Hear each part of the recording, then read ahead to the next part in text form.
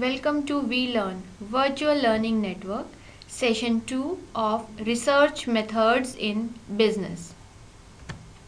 In this session, we are going to cover business research process, research proposal, data collection, its types and sources, and methods of collecting primary data.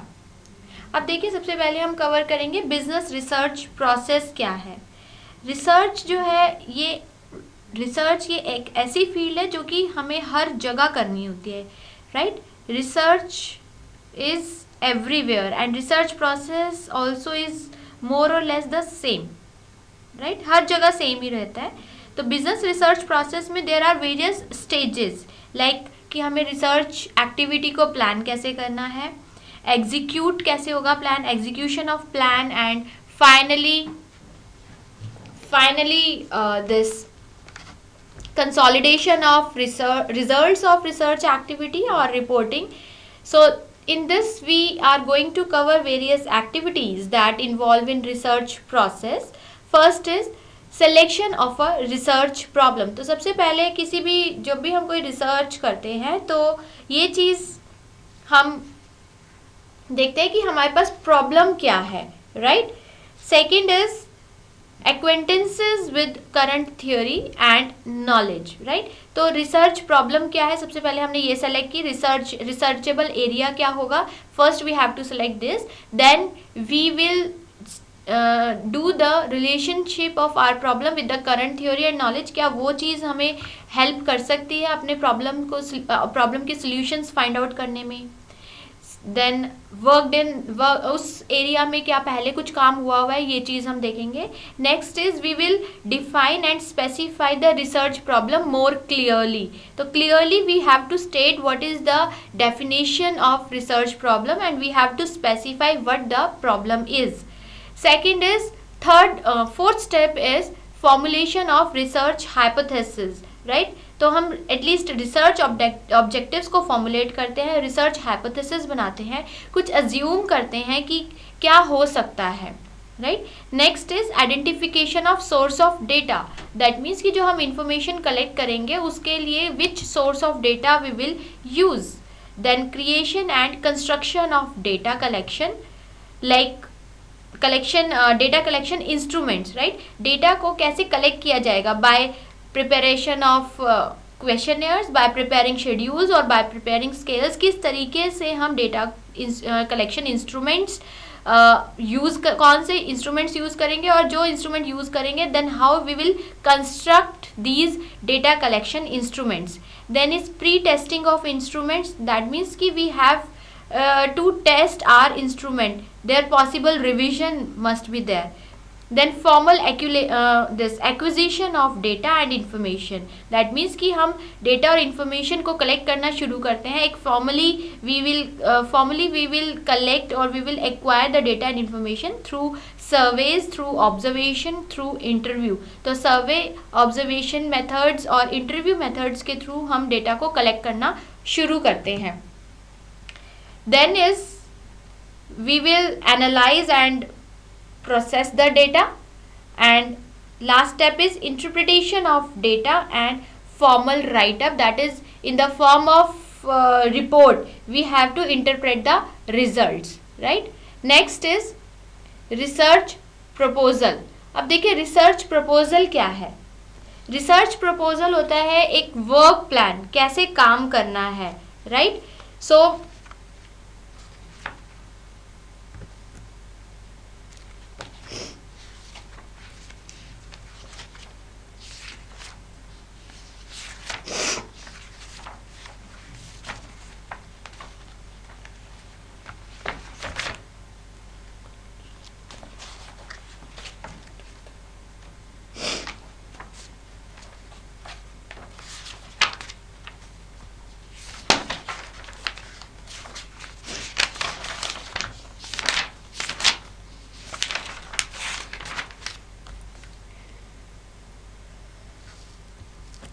research proposal, in this proposal is known as work plan, prospectus, outline, statement of intent और draft plan। तो हम एक research के लिए एक proposal तैयार करते हैं, एक आउटलाइनिंग तैयार करते हैं, एक स्टेटमेंट तैयार करते हैं कि हम कैसे कैसे काम करेंगे। सो प्रपोजल हमें बताता है कि क्या काम करना है, कैसे करना है, क्यों करना है, कहाँ करेंगे और किस तरीके से करेंगे, कैसे, to whom it will be done. So proposal of research is to present the management question to be researched and its importance. तो research proposal बताता है कि मैनेजमेंट किसके लिए रिसर्च मैनेजमेंट को हम प्रेजेंट करते हैं, रिसर्चर प्रेजेंट करता है कि वो क्या रिसर्च करेगा और उसकी इम्पॉर्टेंस क्या है. So this is the research proposal.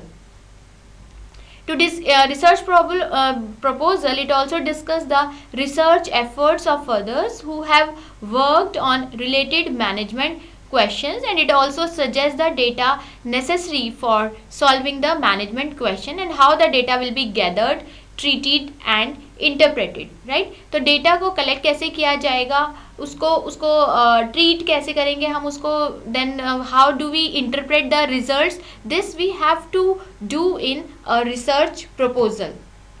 Now see data collection types and resources. Right, सबसे पहले डेटा कलेक्शन मीन्स इसमें डेटा का मतलब क्या है. So data is basically it is required to make decision in any business situation, and researcher is faced with one of the most difficult problem कि उसको ये डेटा मिलेगा कैसे. Right, problem of obtaining the suitable, accurate and adequate data. So how do we define data? Data refers to the collection of organized information, usually the result of experience, observation or experiment, other information within a computer system or a set of premises. So this may consist of numbers, words or images, particularly as measurements or observations of a set of variables. So data क्या है कि ये numbers, words, images, कुछ भी तरीके का जो कि हम यूज़ कर सकते हैं अपनी रिसर्च में, वो हमारे लिए डेटा का काम करता है. राइट, तो डेटा हमारे पास दो तरीके का डेटा होता है, primary data and secondary data. Primary data is the original data. Right, so primary data is what, original data which are collected for the first time for a specific purpose. एक particular purpose को achieve करने के लिए हम जब पहली बार हम data को कलेक्ट कर रहे हैं, that is primary data, and such data are published by authorities who themselves are responsible for their collection. That is जो प्राइमरी डेटा होता है वो हमारा फ्रेश डेटा होता है जो फर्स्ट टाइम कलेक्ट किया जाता है. सेकेंड है हमारे पास secondary data. Secondary data on the other hand they are those which have already been collected by some other agencies. तो ये हमारे पब्लिश सोर्सेज से जो भी हम इंफॉर्मेशन कलेक्ट करते हैं, that is secondary data. Right, तो जो सेकेंडरी डेटा होता है, it is available, it may be in the form of publish sources और it may be in the form of unpublish sources. For example like population census data जो कि government collect करती है, ये क्या है कि प्राइमरी डेटा होता है. राइट, और this is primary data for the government. लेकिन अगर रिसर्चर जो है इसे बाद में यूज़ करता है अपनी रिसर्च प्रोसेस के लिए, अपने रिसर्च वर्क के लिए, यही डेटा उसके लिए सेकेंडरी डेटा हो जाता है, क्योंकि गवर्नमेंट ने ये यूज़ किया है अपने गवर्नमेंट जो है ये ऑलरेडी कलेक्ट कर चुकी है और उसने पब्लिश सोर्सेज में इसको पब्लिश कर दिया, लाइक न्यूज़पेपर्स में या जर्नल्स में इसको पब्लिश कर दिया, एंड रिसर्चर जो है वहाँ से ये डेटा इंफॉर्मेशन जो है वो ले रहा है. That means it serves the purpose of secondary data for the researcher. Now see कि प्राइमरी डेटा को कलेक्ट करने के लिए प्राइमरी डेटा सोर्सेज क्या है. Right, so for this primary data sources we have questionnaire, interview, observation, then case studies. Right, तो सबसे पहले हमारे पास questionnaires or we can say schedule methods for primary data. Right, questionnaire methods और schedule methods जो है it's a very popular और common method for collecting primary data.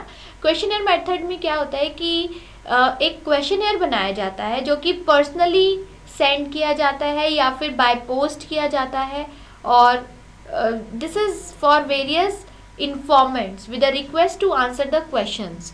Basically questionnaire जो होता है इसके अंदर कुछ क्वेश्चंस दिए होते हैं जो कि इन्फॉर्मेंट को इन क्वेश्चंस के आंसर देने होते हैं, and this questionnaire will be return back to the investigator. So if questionnaire is posted to informants, it is called mailed questionnaires. तो कभी कभी जो क्वेश्चनियर्स होती है थ्रू ईमेल भी भेजे जाते हैं. डिपेंड करता है कि what is the nature of the study and availability of time and resources. And after receiving the questionnaires, the informants read the questions and record their responses in the spaces जो कि उसमें provide किए होते हैं questionnaires में, right. तो ये method हम यूज़ कर सकते हैं जहाँ पे इन्फॉर्मेंट जो है वो बहुत ही ज़्यादा जोग्राफिकल एरिया में स्प्रेड है. Second, respondents they can take their own time to answer the questions. उनके ऊपर कोई रिस्ट्रिक्शंस नहीं होती, वो अपने हिसाब से कभी भी आंसर कर सकते हैं, जिसकी वजह से जो रिसर्चर है उसको ओरिजिनल डेटा मिल जाता है. And it is also a cheap method because mailing cost जो है वो बहुत ही कम होती है rather than the cost of personal visits. And this method is free from biasness of investigator, क्योंकि इन्फॉर्मेशन जो है डायरेक्टली इन्फॉर्मेंट्स की साइड से आ रही है.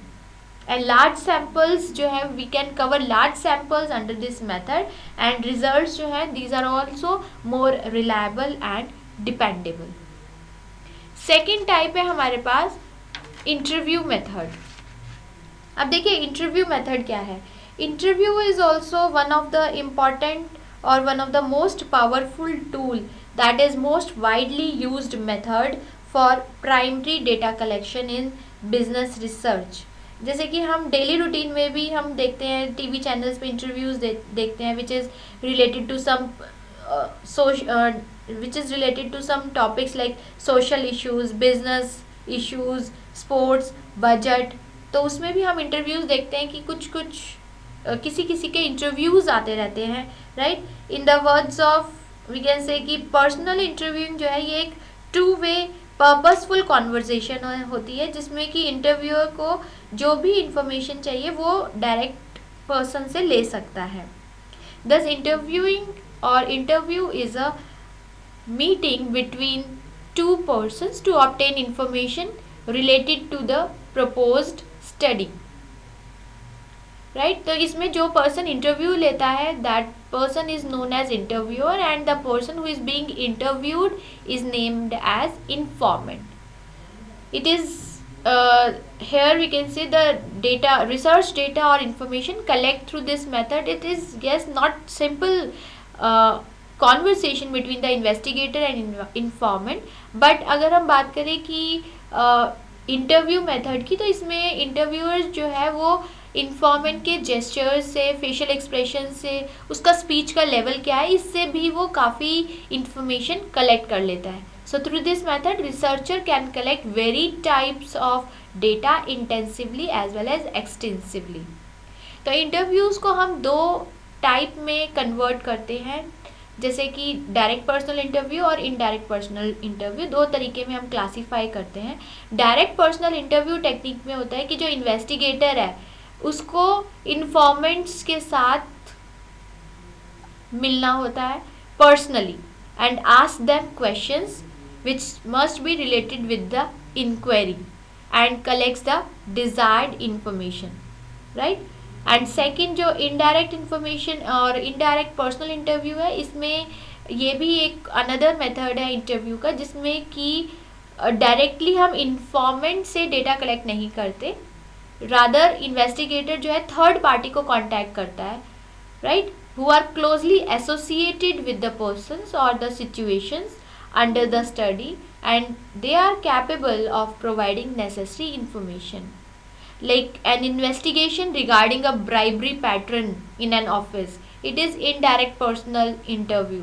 और अगर हम डायरेक्ट पर्सनल इंटरव्यू की बात करें, जैसे कि researcher intends to collect the data on spending habits of Delhi university student, तो वो क्या करेगा, वो स्टूडेंट्स को कांटेक्ट करेगा, उनसे इंटरव्यू करेगा, राइट, जिसके बेस पे वो इंफॉर्मेशन कलेक्ट करेगा. So this is personal interview जिसमें कि इन्फॉर्मेंट डायरेक्टली इन्वॉल्व है और उसी से ही इंफॉर्मेशन ली जाती है, right. So this is interview method, let's see observation method क्या है. Observation is accurate. If we can define observation as an accurate watching and noting of phenomena as they occur in nature with regard to cause and effect. Under this method researcher जो है वो directly observe करता है persons को rather than through the reports of others. So it's a process of recording relevant information without asking anyone specific question. He just watch the things, right? तो वो किसी से कोई क्वेश्चन नहीं करता, किसी से कुछ नहीं पूछता, जस्ट जा कर के और वो इंफॉर्मेशन कलेक्ट करता है. And it may be even without the knowledge of respondents he can observe the things. So this method of collection is highly effective in behavioral surveys, like a study on behavior of visitors in trade fairs में उनका क्या behavior है, observing the attitude of workers on the job, bargaining the strategies of customers. So this is observation. In participant, there are two methods for observation: participant observation and non-participant observation. Participant observation में researcher जो है वो informant की daily life को observe करता है, वो कैसे बिहेव करते हैं. और नॉन पार्टिसिपेंट ऑब्जर्वेशन मेथड में रिसर्चर जो है वो इन्फॉर्मेंट को ज्वाइन नहीं करता but will watch from outside. So this is about observation method. अब देखिए केस स्टडी मेथड क्या है. केस स्टडी मेथड भी बहुत ही पॉपुलर है. इसमें भी हम जो है डेटा कलेक्ट करते हैं. बेसिकली केस स्टडी में होता है कि हम एक पर्टिकुलर इन्वेस्टिगेशन करते हैं, राइट? एक पर्टिकुलर प्रॉब्लम जो हो चुकी है हम उसी के रिगार्डिंग हम इंफॉर्मेशन कलेक्ट करते हैं, राइट? तो इसके अंदर क्या है कि जैसे कि कोई एक्सीडेंट हुआ है तो एक्सीडेंट में जो विटनेसेस हैं उनसे इंफॉर्मेशन कलेक्ट की जाती है कि यहाँ पर क्या हुआ, कैसे हुआ, आप बताइए, right? This is about case study जिसमें कि इंफॉर्मेंट जो है डायरेक्टली इन्वॉल्व है. नेक्स्ट है secondary data source. Secondary data source जैसे कि अभी हमने बात की कि जो ये पब्लिश सोर्सेज होते हैं, राइट? तो secondary data source is basically published sources, documentary sources of data. This category of secondary data source, it may be defined as paper source. Like in this we include published sources and unpublished sources. Published sources में होता है कि जिसमें कि